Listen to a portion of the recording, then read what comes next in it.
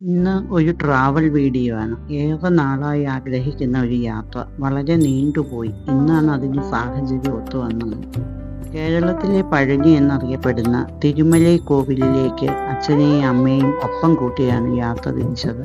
തമിഴ്നാട്ടിലെ തെങ്കാശി താലൂക്കിൽ തെങ്കാശി ടൗണിൽ നിന്ന് 20 കിലോമീറ്റർ വടക്കോട്ട് മാറി കേരള അതിർത്തി പങ്കിട്ട് പശ്ചിമഘട്ട നിരകളോട് ചേർന്ന് ഒരു മലമുകളിലായാണ് ക്ഷേത്രം സ്ഥിതി ചെയ്യുന്നത്.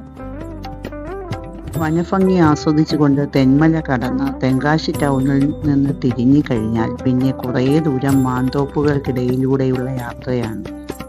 മാമ്പഴ സീസൺ ആയതിനാൽ തോട്ടത്തിൽ നിന്ന് നേരിട്ട് കുറഞ്ഞ വിലയിൽ മാമ്പഴം വാങ്ങാനും കഴിയും.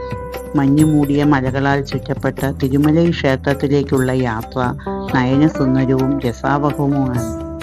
തിരുമലൈ കുമാരസ്വാമി ക്ഷേത്ര ഉൽപ്പത്തിയെക്കുറിച്ചുള്ള ഐതിഹ്യമനുസരിച്ച് ഏകദേശം 500 വർഷങ്ങൾക്ക് മുമ്പ് ഇന്നത്തെ ക്ഷേത്രം നിലനിൽക്കുന്ന സ്ഥലത്ത് ഒരു കാളി ക്ഷേത്രവും പുളിമരവും വേലും മാത്രമായിരുന്നു ഉണ്ടായിരുന്നത്.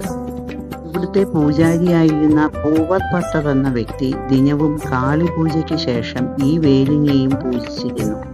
ഒരു ദിവസം പൂജാതി കർമ്മങ്ങൾക്കു ശേഷം പുളിമരച്ചോട്ടിൽ വിശ്രമിച്ച പൂവർപ്പട്ടർ ഉറങ്ങിപ്പോവുകയും സ്വപ്നത്തിൽ ഈ മല തനിക്ക് സ്വന്തമാണെന്നും കുറച്ചു ദൂരെയായി കോട്ടയത്തിരാട്ട് എന്ന സ്ഥലത്ത് ഒരു ശിലയിൽ താൻ കുടികൊള്ളുന്നുവെന്നും വിഗ്രഹം കണ്ടെത്താൻ സമീപത്തുകൂടി നിരനിരയായി കടന്നുപോകുന്ന ഉറുമ്പിൻ കൂട്ടത്തെ പിന്തുടരാനും മുരുകസ്വാമി ആവശ്യപ്പെട്ടതായി സ്വപ്നം കണ്ടു.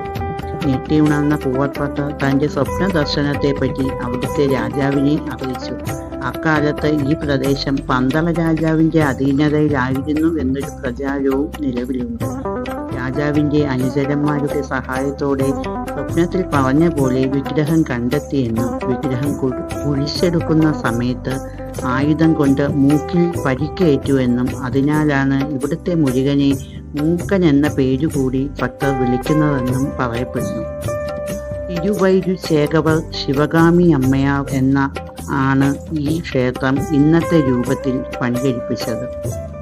4 അടി ഉയരമുള്ള ഒറ്റക്കല്ലിൽ ഇവിടുത്തെ വിഗ്രഹം 4 കൈകളോടുകൂടി കിഴക്കോട്ട് ദർശനമായി നിൽക്കുന്ന രൂപത്തിലാണ്.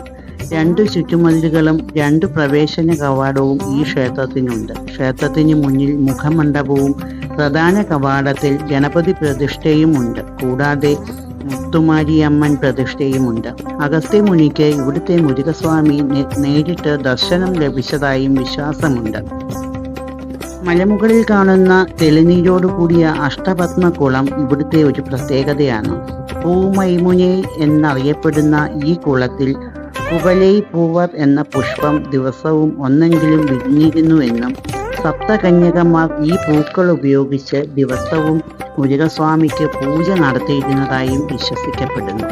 തെങ്കാശി റെയിൽവേ സ്റ്റേഷനിൽ നിന്ന് 8 കിലോമീറ്റർ അകലെ സ്ഥിതി ചെയ്യുന്ന ഈ മഹാക്ഷേത്രത്തിലേക്ക് തെങ്കാശി ടൗണിൽ നിന്ന് ധാരാളം ബസ് സർവീസ് ഉണ്ട്.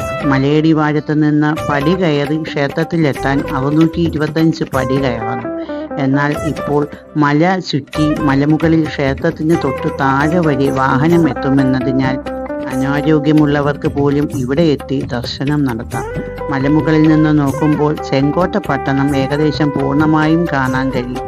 താഴെയുള്ള കൃഷിയിടങ്ങളുടെയും ഗ്രാമങ്ങളുടെയും തെങ്ങിൻ തോപ്പുകളുടെയും കാഴ്ച വളരെ മനോഹരമാണ്. വൈകുന്നേരമാണ് ഇവിടെ ദർശനത്തിന് എത്തുന്നതെങ്കിൽ സദാ വീശിയടിക്കുന്ന തണുത്ത കാറ്റേറ്റ് മഞ്ഞുമൂടിയ മലകൾക്കിടയിലേക്ക് താഴുന്ന അസ്തമയ സൂര്യൻ്റെ ഭംഗി ആസ്വദിച്ച് ശാന്തമായ മനസ്സോടെ മടങ്ങും. എല്ലാ മാസത്തെയും അവസാനത്തെ വെള്ളി കാർത്തിക ചിറപ്പ് പൂജ, തൈപ്പൂയം, ഏപ്രിൽ മാസത്തിലെ ചിത്തിര 1-ാം തീയതി പടി ഉത്സവം, സ്കന്ദഷഷ്ഠി, മെയ് മാസത്തിലെ വൈകാശി വിശാഖം എന്നിവയെല്ലാം ഇവിടുത്തെ വിശേഷ ദിനങ്ങളാണ്.